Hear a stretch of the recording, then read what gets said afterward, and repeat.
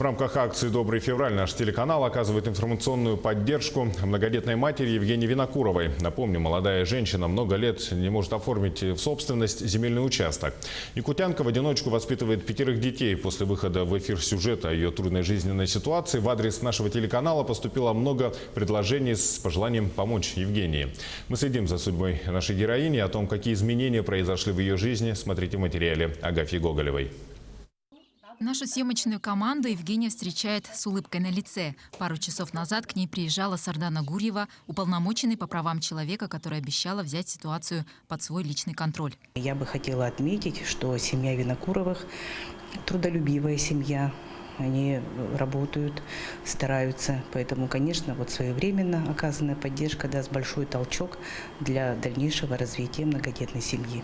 В мэрии многодетную маму заверили, что сейчас прорабатываются варианты оформления ее участка в собственность. После выпуска передачи в прошлый раз мне позвонили непосредственно из департамента земельных отношений по решению моего вопроса о оформлении земельного участка.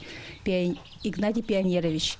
Так, он пригласил меня на личную беседу и предложил 2 варианта решения. Первое – оформить участок как многодетная семья, и второй – как члену СОТа. Этот вопрос еще решается. Они должны сделать проект межевания территории. На основании этого будут уже решаться, как пойдет дальше дела.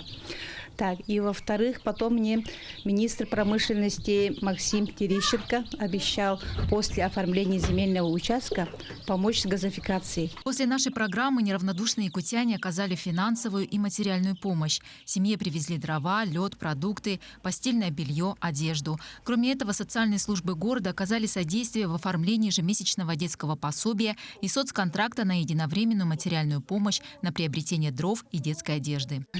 Я очень рада, что мою откликнулись. Очень благодарна всем. Спасибо. И телевидению тоже.